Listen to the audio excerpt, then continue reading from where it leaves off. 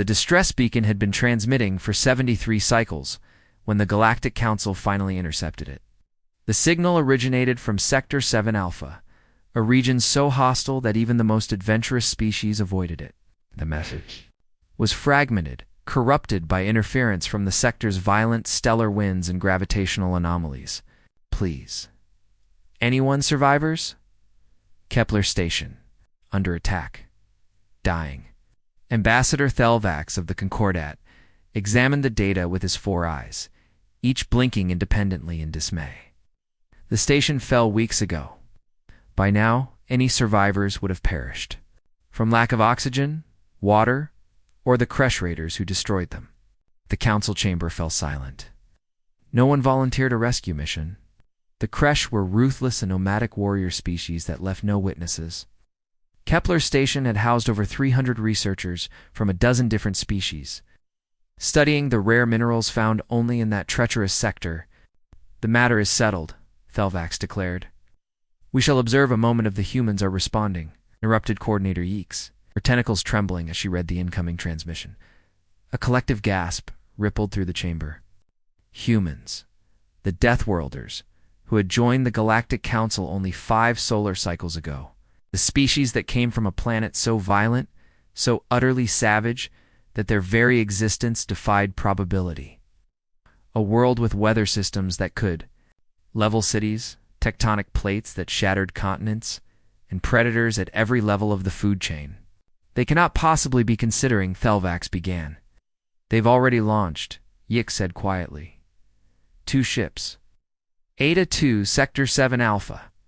18 cycles. Aboard the UCNS Relentless. Captain Analea Chen stood on the bridge, her dark eyes fixed on the viewscreen displaying the chaos of Sector 7 Alpha. Beside her, First Officer Briar Kowalski reviewed the tactical situation, his jaw set in determination. Captain, I'm reading elevated radiation levels. Multiple asteroid fields with unpredictable trajectories and gravitational shears that would tear most ships apart, reported the navigation officer. Most ships? Analea repeated with a slight smile. But the Relentless was built for Earth's moon runs during the collapse. If she survived the solar storms of '89, she can handle this. Briar nodded. The Valkyrie is keeping pace. Commander Hassan confirms they're ready to engage any hostiles. Good Analea's expression hardened. Because according to the beacon's last clear transmission, there are still 47 life signs on Kepler Station. That means 47 people who haven't given up, and neither will we. The crew worked in focused silence as the Relentless pushed deeper into the sector. Ships of other species were designed for efficiency, for elegance, for speed through calm space. Human ships were designed for survival. Every system had 3 redundancies. Every hull plate could withstand impacts that would vaporize civilian vessels. Every crew member trained for scenarios that other species would classify as mathematically impossible survival situations. Because on Earth, the impossible happened every day. The Kresh command ship detected the human vessels when they were still 6 cycles out.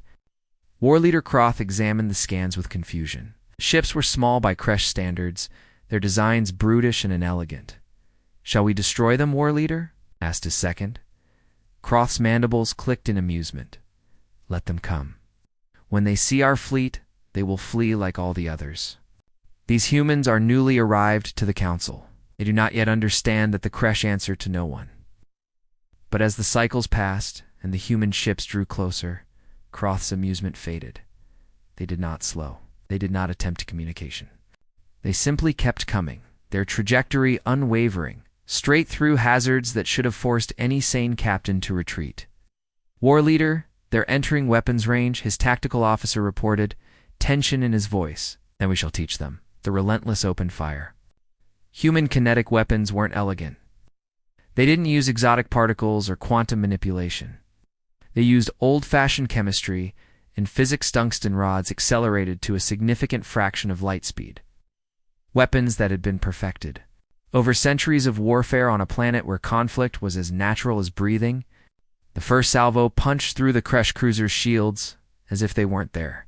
The second salvo crippled their engines. The third never came because the Valkyrie had already disabled 2 more Kresh vessels with electromagnetic pulse weapons that fried their sophisticated systems.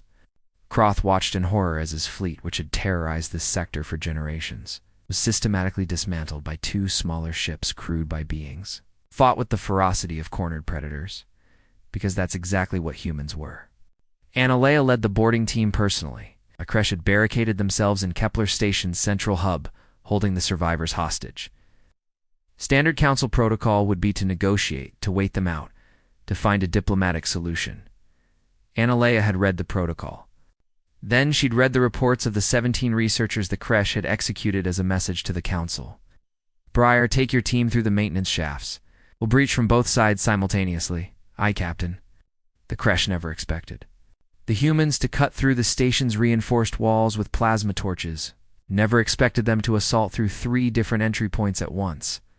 Never expected the sheer, controlled aggression of a species that had climbed to the top of their planet's food chain through persistence, tool use, and pack tactics. The battle lasted 11 minutes. When the survivors were safely aboard the relentless, Analea stood in the medical bay, watching as her crew worked alongside the station's medics to treat the wounded. Species she'd never met before, researchers, and engineers from across the galaxy, all alive because 2 human ships had refused to accept the word impossible. Captain Briar approached, exhaustion evident in his voice. The Kresh survivors are secured. The Council is demanding a full report. They'll get one, Analea said. Right after we get these people home. She looked out the view screen at the hostile sector that had been deemed too dangerous to enter, at the radiation storms and asteroid fields and gravitational anomalies that the Relentless had navigated as if they were nothing more than inconveniences, because to a species from Earth, a planet that tried to kill its inhabitants every single day, this wasn't danger.